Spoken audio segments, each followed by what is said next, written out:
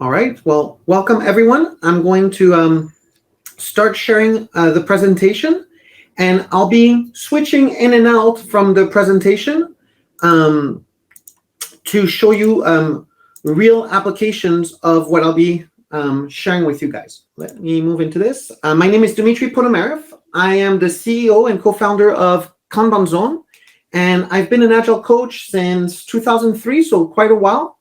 And for 20 years, I've been transforming organizations, a lot in the Valley. I'm local to Arizona, so I've worked with a lot of companies down here. And what we've noticed is in the last, 5 or 7 years, most of our original teams or most of the organization we were working with were starting to want to grow out of or mature out of their original Agile way of working. And we noticed that Kanban became very prevalent. And one thing that I want to make sure we highlight today is that Kanban, as an Agile technique, fantastic. But when it comes to portfolio management, which is big in project management, we started seeing a lot of application. And that's why today I'm focused on Portfolio Kanban. So the background is obviously around Agile and having done a lot of Agile transformation. But today we're going to make a lot of connections on the concept of how it can help organization really improve and continuously improve the way they do project management.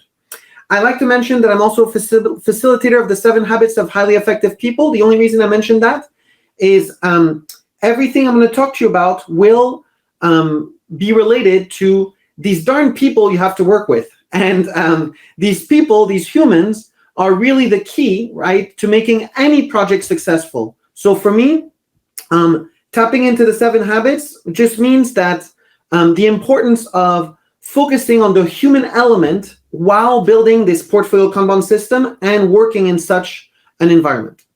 So that was my quick intro. What we have in store for you today is definitely this topic of Portfolio Kanban as a way to flow. And the reason I use the word flow on purpose is that everything in the Kanban method is about finding the ideal flow of work, always finding how can I find an even better way, right, to improve something, to keep making my work, projects, right, flow more efficiently across this. Some of the words that I highlighted in bold here are about transparency and accountability. That accountability definitely goes back to these humans, right?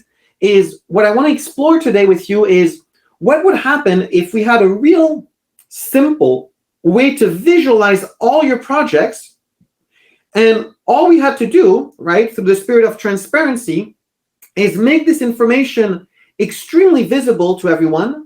But then the only deal we have to cut is everyone involved in this beautiful visualization would have to keep high levels of accountability to update their status or join sessions or do what they're expected to do as part of the process. Now, what you'll see is in a Kanban portfolio system, once I explore it with you, is everyone is going to be motivated to really do the best they can. So apart from that, I'm going to talk about the concept of flight levels. And you're going to see the reason this is important is as we build a portfolio Kanban system, we are going to actually slice the organization into multiple flight levels, which is a concept that is critical in order to really understand, again, how to flow work ideally at each level of the organization. So that's it from a high level of what this presentation is about. And I'm keeping an eye on the chat to see if there's anything happening. Perfect, nothing yet. There we go. So before I jump in, just a level setting, because I don't know my audience, is this whole Portfolio Kanban does rely on some understanding of the Agile mindset, right? Because Kanban is much older than Agile, but it's been accepted as an Agile methodology a few years ago. And so there is that background around Kanban having that Agile philosophy of managing work. And on the right side is where Kanban really comes from, which is this lean thinking approach.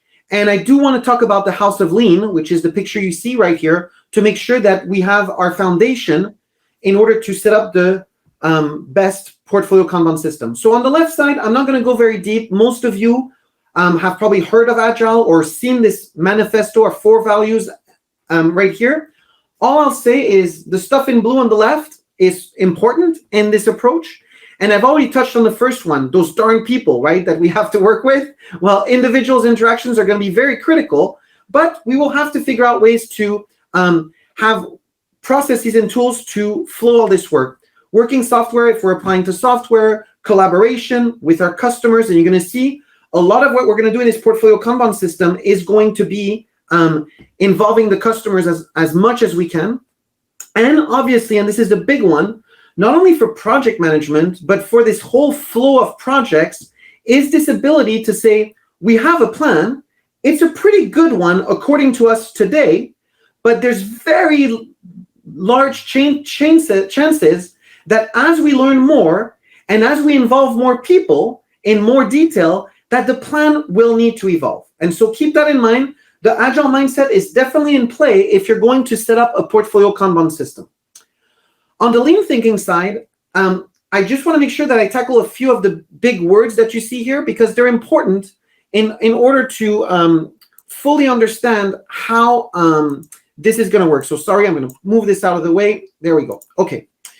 So the House of Lean, and this is how we always start a conversation with an organization wanting to adopt a portfolio Kanban system, is it starts with a strong foundation. The first group that must embrace this approach is your leaders. If your leaders are not on board and don't understand that they're at the highest flight level controlling the amount of projects going through the organization and therefore potentially causing a lot of the stress or the overburdening on the organization, then that's a concern. So leadership is critical, and it has to be the first step in making sure that you're ready to approach a portfolio Kanban system. You need to have a roof on your house. And in this case, you must have goals. You're going to see it's going to be very difficult to start lining up your best initiative, your highest value initiative, if you don't have clear goals. If you don't have goals, then how can you select the best initiative or projects for your organization? Once you have your foundation and your roof, then there's just a few pillars that we need to understand. The first one, again, those people, right? And this time in the concept of respecting, the people you work with, right? So I joke around, but people are critical humans as part of all this. The second one, I mentioned it, is definitely that flow of work. How can we design a system where the flow is really the key to everything? And lastly, another Japanese word like Kanban, Kaizen, which stands for change for better or continuous improvement. You cannot embark on a Kanban journey if you don't have the spirit of Kaizen guiding you to always ask yourself, what can I improve today? What could we do better? How could we tweak something even more to get more out of this system? So this was the quick overview of the mindsets and philosophies behind all this, just to level set the audience. So if we move into the next one, before talking about the portfolio concept, I must make sure you guys are comfortable with the word Kanban itself. And here is a representation of a Kanban. A Kanban is a visual card. It's a way to represent work or something in a single card. And right now, what you're seeing here is from a company that you might have heard called Toyota, who is one of the pioneer in the Kanban space and the #1 car manufacturer today. Kanban is part of their Toyota production system, is at the core of it. It's really the foundation for how they operate. And this is a card that represents all the information needed to either build an entire car or to move from one step of the process to the other one. But the concept here is that just by looking at this card, you might not realize it, but there's a ton of information on this card. And this is all I want you to remember. If you're gonna create a project, you will visualize it as a Kanban card. And that Kanban card must have all the project information to make sure that your project is going to be successful. So the spirit in Kanban is to create cards, but the cards must do everything to set your people for success. And that's by including as much information as you need. And we'll talk a little bit about what is a good intake process. For example, how do you kick off a new project? Well, you should fill out a lot of key information as part of your intake process to create a project card on a Kanban system. So just to keep things simple, Kanban stands for visual cards. And everything I'm going to show you today is going to be represented on visual cards. Quickly, to explain the method itself, it's based on 4 principles and 5 properties. The 4 principles, you do not have to remember them. They're going to be at play whether you believe in them or not, or whether you even know about them or not. But I like mentioning them because, again, it sets the stage for what to expect in a Kanban system. First, don't try to invent or change anything. Just start with what you do today. Don't try to do anything fancy. Just represent visually the way you do project management today. Second, agree to just do better over time. That's it. If you're going to start by doing exactly what you do today, just agree that there might be opportunities to get better over time. Then respect everything, your current process, your roles, everything. Because the spirit of Kanban is not to be disruptive. It's actually to learn from your experts the way they work today, and then by visualizing it with the help of your experts to keep fine-tuning it to keep getting better. And the last one is to encourage acts of leadership at every level, which means, be very careful with me. The word leadership does not equal management. Those are 2 different words with 2 different meanings. What we're talking about here is anyone in the organization can have the ability to act as a leader for us. It doesn't matter your title. It doesn't matter how high or low you are in the organization.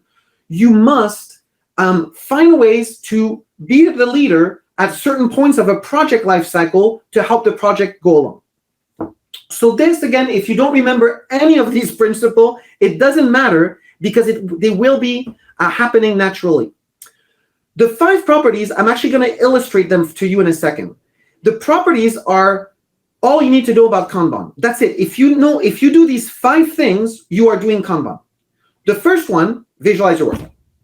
The second one, limit your WIP, your work in progress. You're going to see that is the key to increasing your productivity and to deliver your project faster is by actually, big surprise, working on less projects or being more focused on the projects with the highest value, okay? By having a small WIP or a controlled WIP.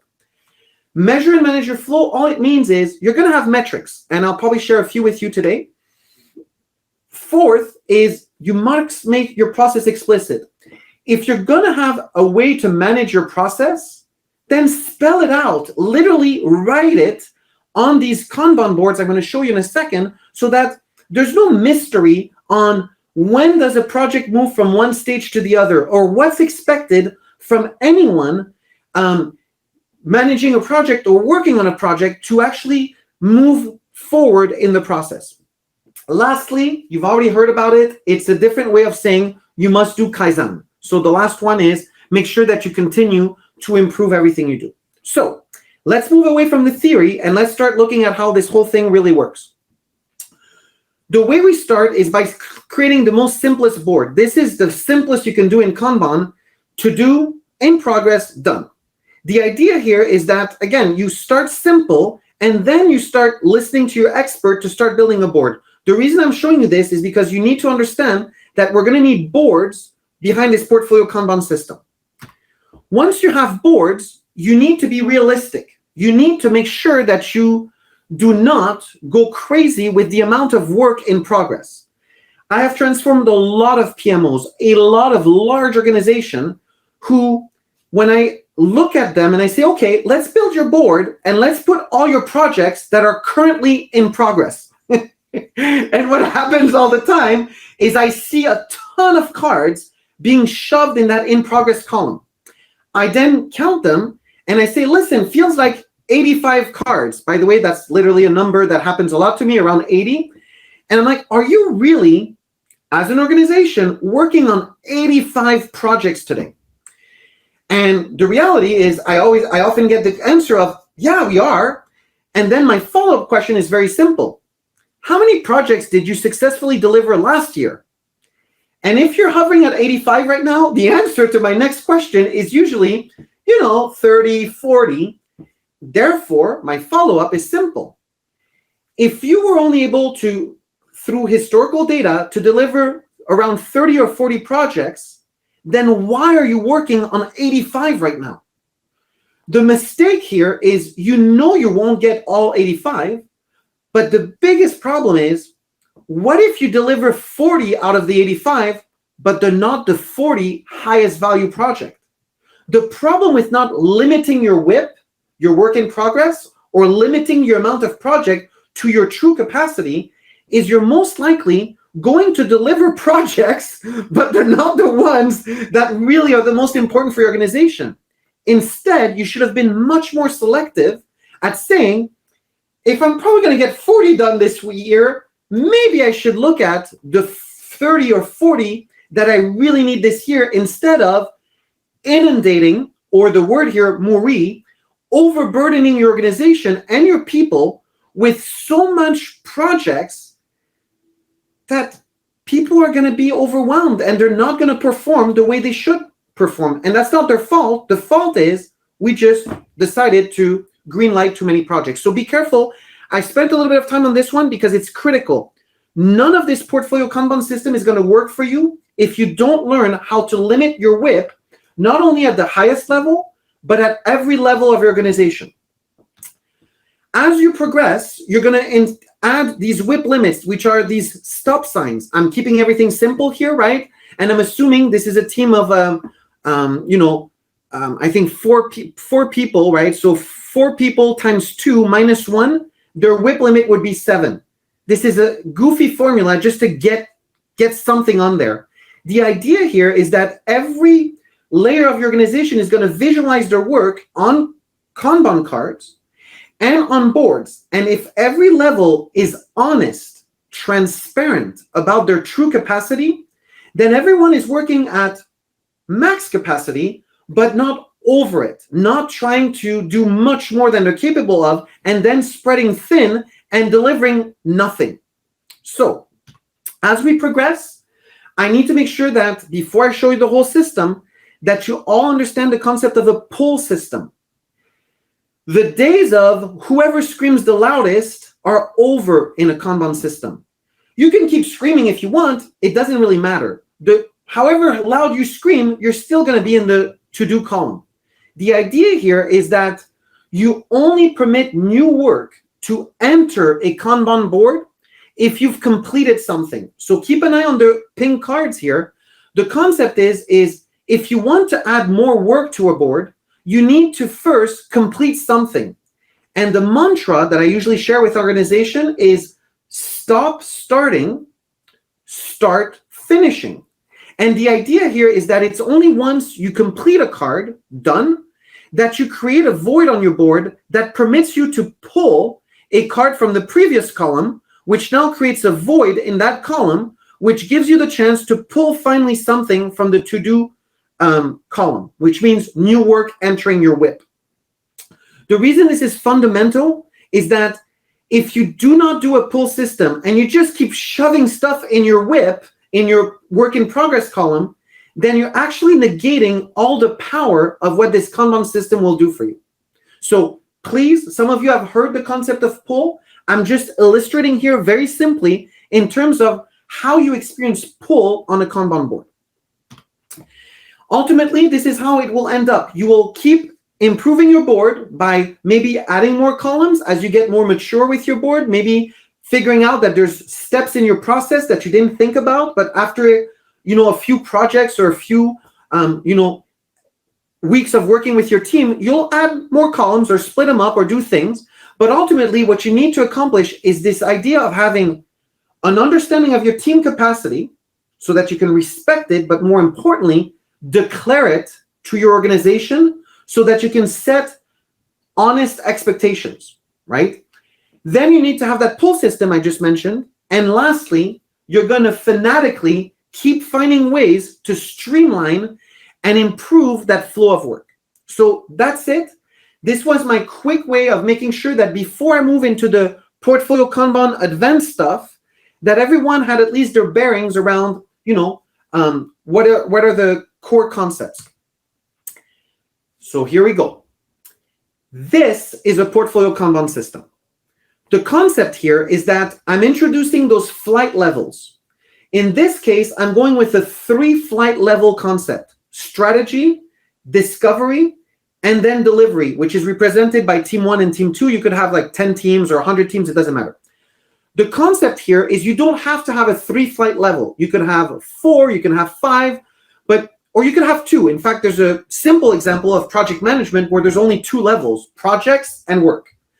In this case, I went with this because this is the most common one we encounter when transforming organization. Is you need to make sure that your strategy level knows why we're doing things, your discovery level knows what it is, and your delivery level knows how to do it.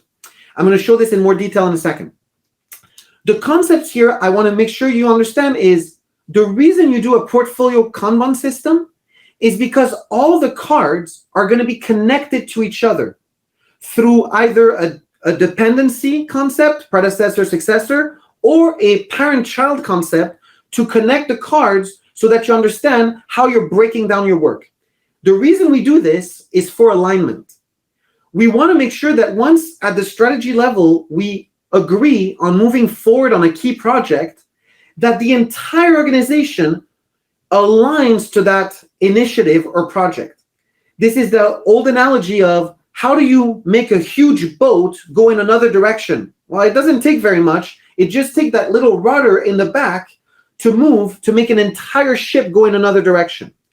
And the concept here is that same thing. At the strategic level, just moving one card has that rudder effect on the entire organization. We've already talked about flow, and we're going to talk more about it. We've talked about improving. The next one is focus, is you want to make sure that you work on one thing at a time. That doesn't mean you can't have multiple projects in play, but you don't spread yourself thin. You focus on completing an activity for a project before moving to another activity that could be on the same project or a different project. So I'm not saying that it's impossible to work on multiple projects.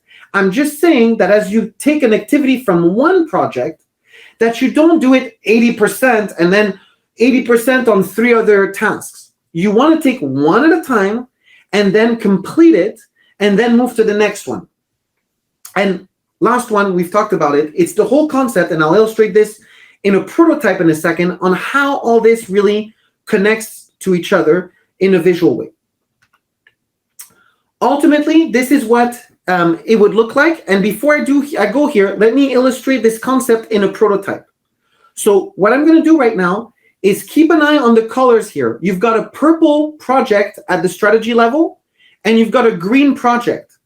The purple one got broken into 1 card, the green one got broken into 2 cards, and then from here they got broken into more cards below.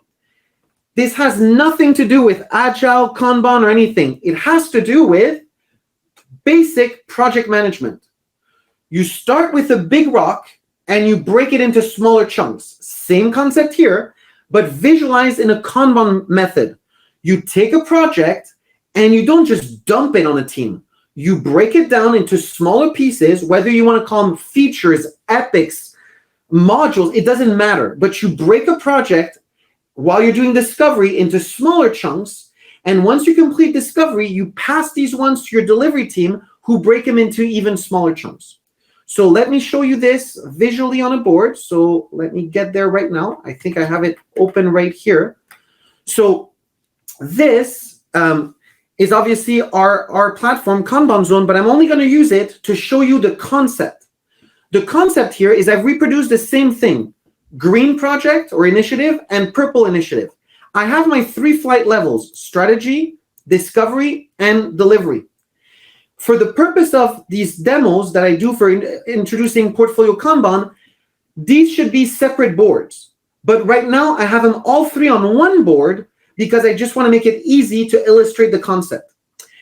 I'm going to actually only focus on the green project. I can do it for the purple, but I'm going to do it only for the green project. So let me make sure I take only the green stuff. So now I have only the green stuff. It gives me a little bit more room. And I'm going to zoom out so that you see all the stuff in once. What we're about to experience is a top-down followed by a bottom-up. So keep an eye on these blue lines right here. You see a whole bunch of blue lines here. Keep an eye on the blue lines. Each column on this Kanban board, or in general, is associated to states. And in here, we've got a blue state, we've got a yellow state, and we have a green state. So keep in mind those three colors as I start moving these cards. So the first level of your organization is going to, and as you can see, each level of the organization has different Kanban boards. It just happens that they all have 5 columns, but they could have different number of columns. What I made sure is that each level has different column names and explicit agreements. Here are your explicit agreements to tell your people exactly what to do in each column in terms of when should you move the card out of a column. So let's start it top down. Your leadership team or strategy team is going to say, you know what? Let's take on this green initiative. Keep an eye on the blue bars right here. They're going to approve it. As soon as they approve it, it sends a signal, and that's the whole concept in Kanban, especially when it was used for managing also inventory, is that when you use a Kanban system, it's to signal to other processes or people that something just happened, a trigger, and it informs you that you should do something about it. So if I move this back, right, the idea here is as soon as I move this into approve, right, because at the leadership, they approved it, it sends a signal to my discovery team to now say, you know what, I have approval from the top. You see there's an up arrow here. So above me, they're telling me they're in progress, which means I have approval now to start doing my design. Now keep an eye on the 3 cards at the bottom. As soon as I move this into design, it does 2 things, well, top and bottom. At the top, it now informs my top card that I should be now ready to move into tracking because now there's progress below me and my child card is in yellow. Here, as soon as I moved here, I gave my delivery team a clear signal that my design is ready for them and they can start their analysis. So now what they're going to do is they're going to start moving the card. And keep an eye on this. This is where the colors become very important. As I move this, we're now going to start experiencing a bottom up. What I've experienced so far is a top down. An initiative telling me I should start my discovery, and then my discovery telling my delivery that they should start the development. As soon as a card starts hitting done, look what happens. Not only the confettis, which you should definitely pay attention to because you should celebrate every success, right? The small one and the big ones. But as soon as I get a card hitting a green state, it starts informing that, you know, we're really making progress on this project. The cards keep moving, and as they start hitting done again, right, this team is saying, wow, this is great, we're getting progress.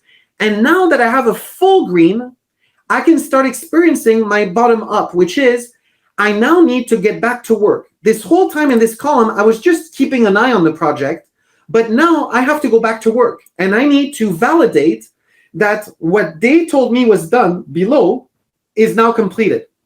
I will then, if it's completed, move it to done, which finally tells my executives or leadership team to say, hey guys, time to wake up there because now you're a full green and it's time for you guys to do your job again and measure whether or not you got your objectives or key results or KPIs or whatever way you measure your success and say, you know what, guys, great job. We knew you delivered. We knew that discovery was happy, but now we can tell you we've measured everything and this stuff is hitting all the metrics as we expected.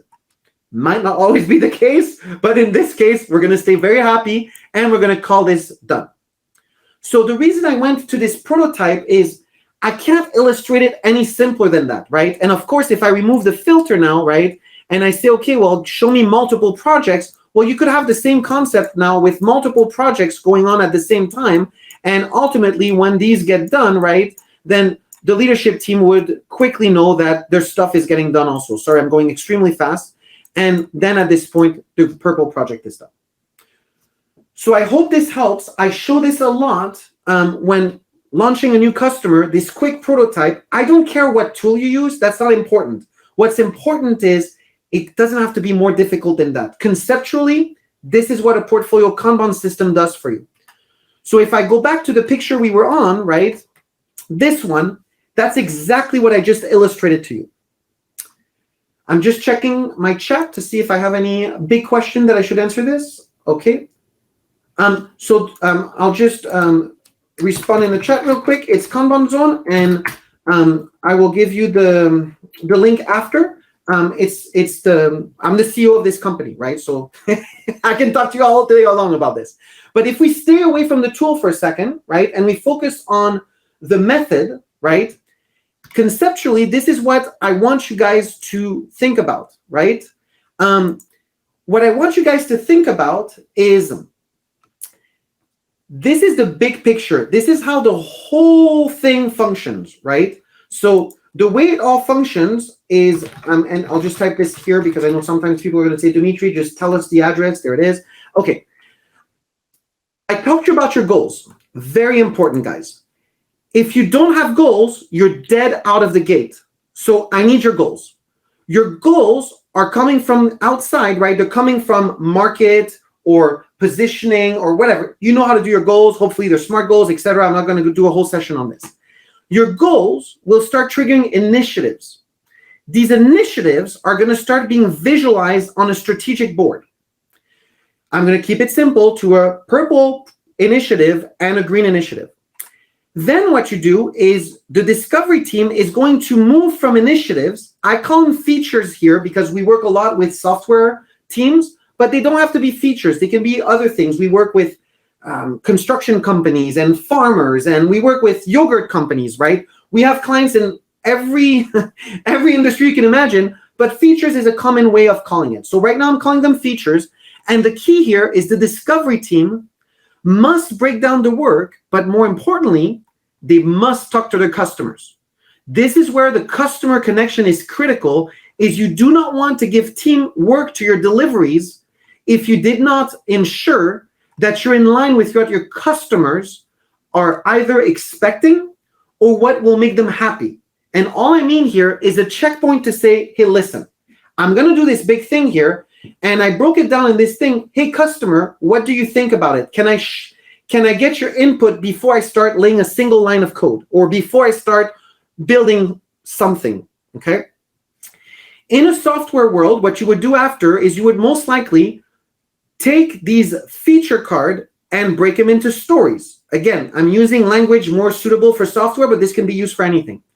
I would expect a story writing session, which involves a beautiful handoff from the members of the discovery team to the affected members of the delivery team.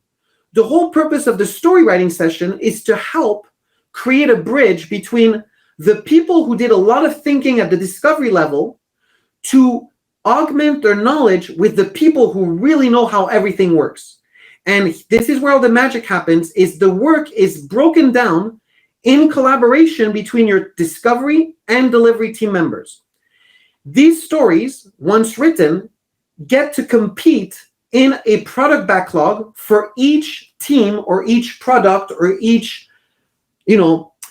capability or function of your organization.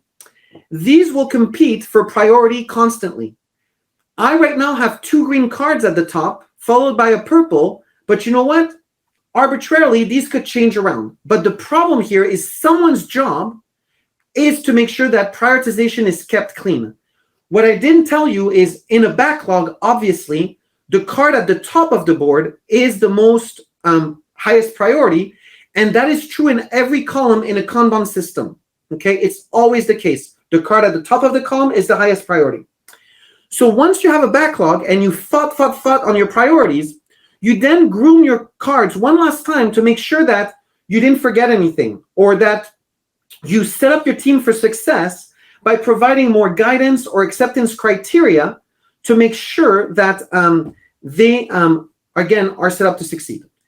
The teams then will start consuming, based on their expertise or based on what they do, these cards. So the first team can do both the purple and green.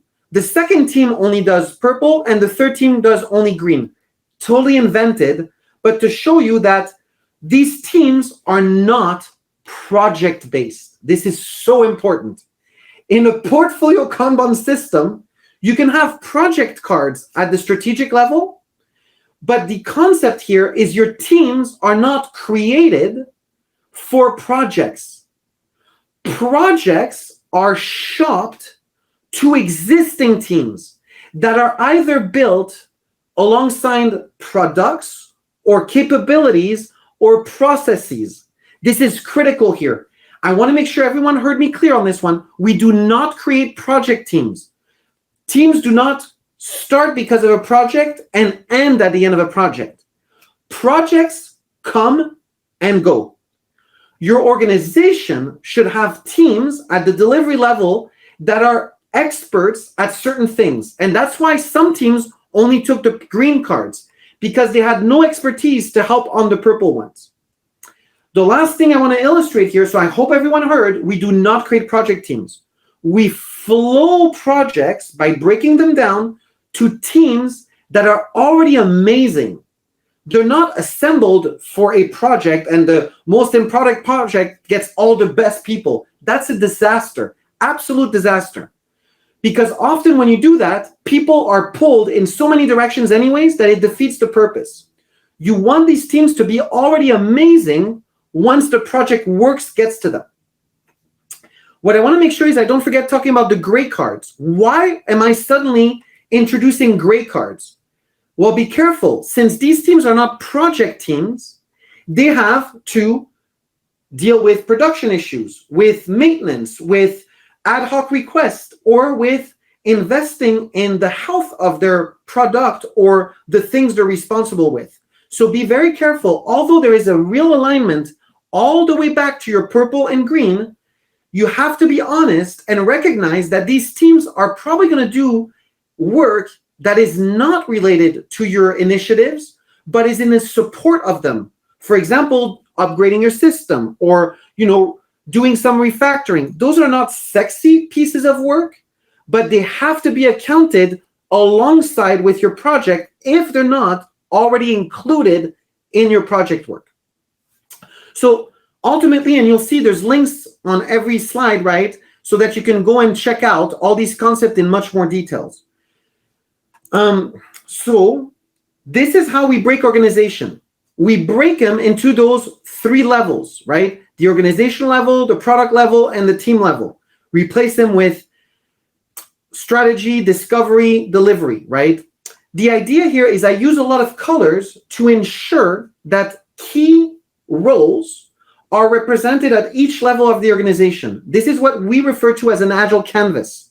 In order to have a portfolio Kanban system, you must structure your organization in a way where everyone is already organized in the most efficient way to consume the work and to flow the work. After that, projects just get flowing in front of these teams and they knock them out.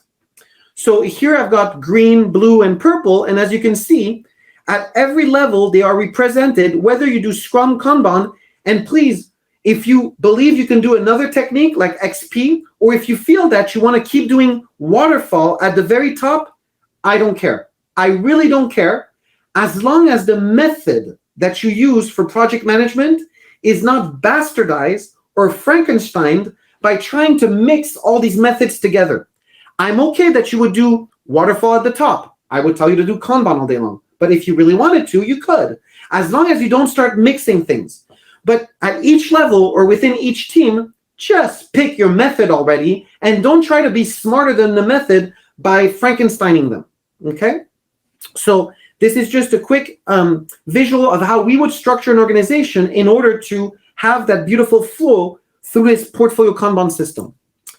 You can look at it this way, right? I'm giving you another angle on this, and this angle is around, well, again, initiatives, features, and stories, but now with the 5 levels of planning, agile planning, of having a vision, a roadmap, a release plan, an iteration plan, and if you're doing daily Scrum or daily stand-up, it doesn't matter. But these 5 boxes here are what we refer to in the Agile word as the 5 levels of Agile planning. And then the 3 voices are right here, the voice of why, the voice of what, and the voice of how. And here, this is not an organizational structure. This is not an org chart. This is just an example of the roles, not the titles. These are not titles. They can be, but they're mostly roles of who should function at each flight level of the organization. So again, I'm just trying to bombard you with different visuals so that one of them hopefully connects with you and goes, oh my gosh, I totally see it. Okay. Last one. If your organization deals with many different types of work, you might have an organization that does process work, right? If you're an IT organization using ServiceNow and really flowing a lot of service tickets, you're probably focusing on improving things through requests that get broken down in tasks. If you're a product organization, you're probably going to do what I just showed you here. And if you're just a customer that just needs to report issues to customer support and act as a service organization, then you can do the same concept of visualizing your work and breaking it down through multiple boards that keep breaking down the work until it gets to your delivery team, who are going to be amazing at delivering exactly what is needed for improvement, initiatives, or customers. So Kaizen is the way I always finish my presentation. And the reason for that is it's one of the 5 concepts in Kanban, right? I said it at the beginning, there's 5 properties, and you will not succeed in implementing Kanban or a portfolio Kanban system if you do not infuse the spirit of Kaizen. And this is where you're going to become fanatical of saying, how can I take on the next project, right, and do a better job of intaking the work? How can I improve the way to move a card from column 2 to column 3? The concept here is you need to constantly challenge yourself on a daily basis to say, what can I do better? Or how can I improve the way I function? So change for better is the key here. And this is the details. So I've already said it in the chat. I forgot I had it on my last slide. I left a good amount of time, 15 minutes, right, for us to ask questions. I'm happy to answer precise questions. I'm happy to show you more examples with real data in the tool I showed you. I'm happy to go in any direction, but I need real questions to make sure that I take care of you guys. There was a question earlier. Is the to-do in Kanban the same as the backlog? Or is this where you pull a card in from the backlog for just a sprint? Definitely, the backlog is separate. So I'll show it to you in a much simpler concept. I'll show you my website team, right? So that one might be a little bit intense. I'll show you my beta team. So this is the work I do with my customers, right? Ask me things to do on my platform, right? So my backlog has been renamed ideas. These are just ideas, but they're dirty. I want to make sure the difference here is that the backlog is dirty. Dirty means that they're ideas, but they're not fully vetted. They're not fully clear. Oh, can't see the screen. Sorry. Sharing again. I am so sorry, everyone. So what I'm sharing here is my real board that I use with all my beta customers. So when I tell you that it's important to connect your customers, I actually let my customers vote on my next features. The question I had is there a difference between backlog and to-do? And for me, backlog here, which I renamed ideas, right, is dirty because these ideas are not thought of yet. You do need a column first that in this case, I called it in review, but could be called to-do or ready or whatever you want. But now this column, right, is a lighter blue, it's to-do. This is a dark blue backlog. This is where the work starts. So your backlog is dirty. You don't want to look at that, right? Because you shouldn't be pulling work out of your backlog. You should only be pulling work from your to-do column. And as you can see right now, right, I don't have a lot of card on this board because this is big level board. This would be a portfolio level board, right? Is right now I'm working on metrics. I've selected this one as my next one, But then my customers are voting here and they're telling me, you know what, Dimitri, we really want you to do this one. And when I'm ready, I will move this one in. When will I move it in? Only once I complete something. I must complete something before I move it in. By the way, this one is done. This one is entering beta, and I've not started this one. One thing I didn't talk to you about is, you see here how something got triggered right here? It became orange for a reason. This is what we call a minimum limit, right? This would be a maximum limit. If I go maximum, I'm red. If I go minimum, right, it means that I'm out. Let me explain the two concepts real quick. When you strike a minimum, it means you're starving your team. It means that you don't have enough work to keep your team fed. You're starving them. And when you have a red maximum limit, it means you're overburdening your team. You're killing your team, and they're not going to perform the same. So be well aware that in Kanban, these signals right here that you see are critical to let you know how your flow is going. Because if you're starving, you're going to have problems. And if you're overburdening, you're going to have problems. So just keep in mind that that's really critical, all these things. I didn't show you everything in my presentation, but I definitely wanted to show you some of this stuff. Any other questions? Patrick, if you would clarify what slide you need to see, then we can get back to that. Tony did ask, should a Kanban board have a blocked column? Need to break down roadblocks in order to move forward with a task or story? Perfect. As soon as you get the answer on the slide, I'll come back to this. I'll just switch back here. So let me be very clear, guys. You do not have a block column. You can. I won't fight you on this. You can have a block column. I'll show you my website board, right? I've got a backlog here. I've got a README section, right, with all that stuff. But as you can see, what's happening here is that when a card is blocked, right, it's literally blocked, but it stays in the column. The reason it doesn't move anywhere is you can see at the top of this column, I didn't turn it on, but I have I'm not going to get too deep into the tool, but there's blocking rules that you can enable here, right? If you click this, right, now I know how many cards are blocked in this column. There's 4 cards, but 1 is blocked. The reason you don't create block columns, you can, is because you want to keep the card, and this is important, to shame people. You want to shame them by saying, listen, I'm trying to get this work done, but it's being blocked in this column. And I need to shame the person by just saying, hey, it's blocked with a blocking reason, right, of exactly what's going on this card. So I won't fight you. As you can see, I have a hold column, but that's not a blocking column. So you can create other types of column, but the idea here is blocking should be blocked exactly where the card is to shame people. And I think that I know the answer to this. You probably have insight into others as well. But do you have a preference of software for Kanban boards? Be careful, guys. There are, let me see if I can get out of this. So there are multiple options out there. I'll just show them to you real quick. They're all here. You can find them. So if you compare, there's the leading softwares here, right? Us, of course, Kanbanize, Lean Kit, Swift. Those are what I would call the big ones, the ones that have advanced Kanban. Then you have the smaller ones down here that are, they do the job.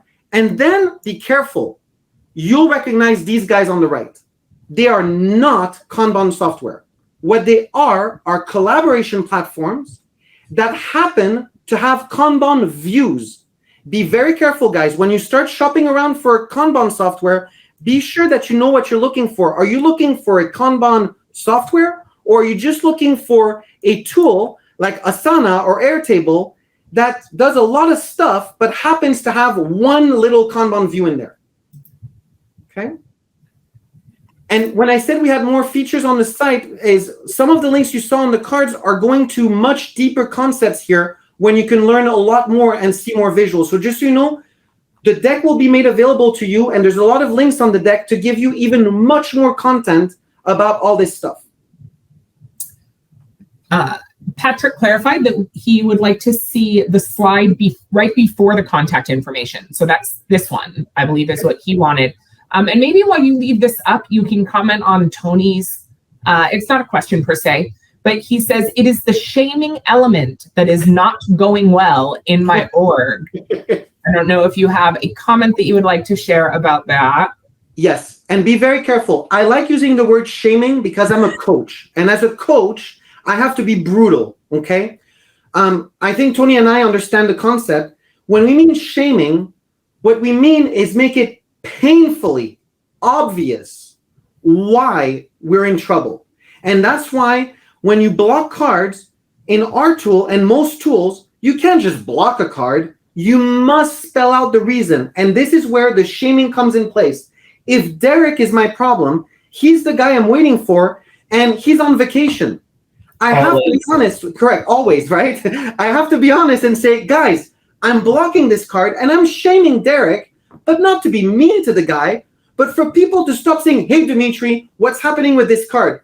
You know what's happening with this card? It's Derek. He's on the beach having fun, and I can't move until he comes back from vacation. So when I say shaming, it's making brutally clear what's going on. And if you have to call out names, you do it not in a mean way, but in a constructive way to say, go talk to Derek. He's your guy. He's the guy who's blocking this card. And Tony, this is the most important. I'm glad you brought it up.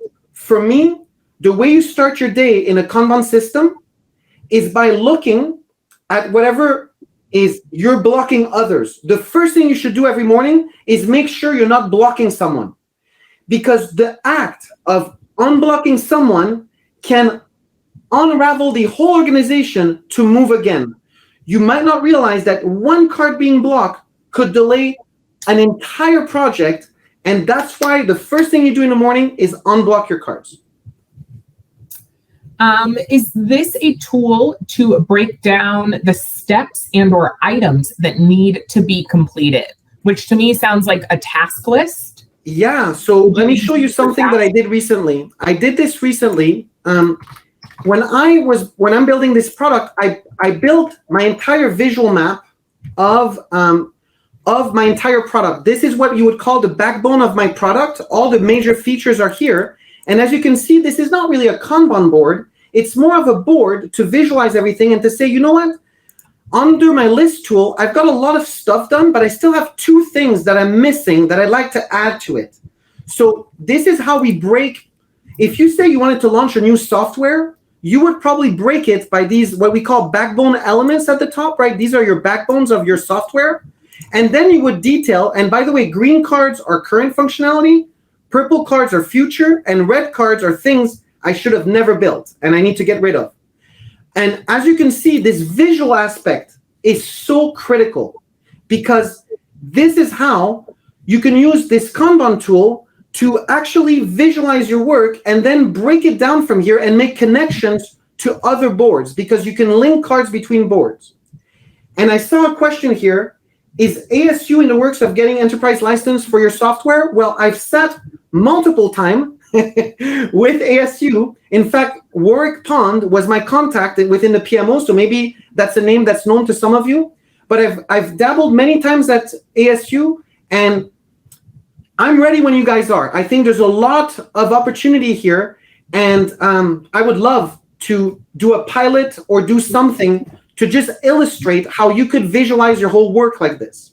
And I'll show you a strategy board real quick, right? So we have templates in here, right? So I'll show you a strategy board. I'll just pick up a strategy board from right here. So Portfolio Kanban, strategy right here. So the reason I love this, this template, and I want to make sure everyone sees it, is this is a Kanban board with a backlog and a whole process, right? But my goals are here. And what's important is, you see strategy 1, I can connect it to goal number 1, right? So I'm going to look for 1, right? Goal number 1, link it as a parent, right? So the idea is that you can figure out if your goals are progressing in the right direction if you have your goals line up here on the board. So the goals must be connected to these strategies or these projects. Make sense? How do you articulate your path? And I guess before you answer that, I will call out, we have about 3 minutes left. So if there are any lingering questions in folks' heads, if you want to add them to that Q&A, we'll try to answer what we can. But yeah, so how would you articulate your critical path? Critical path would be handled most likely through dependencies, right, that are connected between two cards. So you can set a card as a dependencies, and that's how you would do it. Be careful. In Kanban, we keep things very simple. So I wouldn't give you a critical path representation, but I would give you issues with I can't show it here, but I'll show it here on this other board. I'm going to go on a big board, and I'm going to collapse everything because there's a lot going on here. So let me make sure I collapse everything. Oops, collapse. Whoops. I'm going to collapse everything. I did obviously the opposite, right? Okay, cool. My metrics here are critical. These metrics right here are the key to forget critical path. Is your cycle time still correct? Is your throughput versus your arrival rate still doing? And are you flowing correctly? So I'm not saying there can't be a concept of critical path, but we will represent our issues through metrics that tell you, is your team losing speed? Or is your team, producing to the level that's expected? And obviously, if you run a throughput report, right, you would see all the information here of how your team is doing with all the data of how long it took them to do everything, right? I see your question. I'm going to answer it because it's an important one. Aaron is asking, how about Jira as a Kanban board? I will not lie to you. Jira is an issue tracking tool. It is great for tracking issue. It has added a Kanban template, and you can use it. Aaron, I'm telling you right now, go hire a bunch of people to set up the workflows, to configure your boards, to create. Just so you know, the answer is yes. But the huge advantage of Jira is it's highly customizable, and the huge disadvantage to Jira is that it's highly customizable. So if you're going to use Jira, be sure that you have people who know how to customize that thing properly. But yes, you can do Kanban. I do it. It has a lot of limitation. It doesn't have explicit agreement. It doesn't do. You will need an extra plugin to do all the metrics that I just showed you. Jira cannot do Kanban metrics out of the box.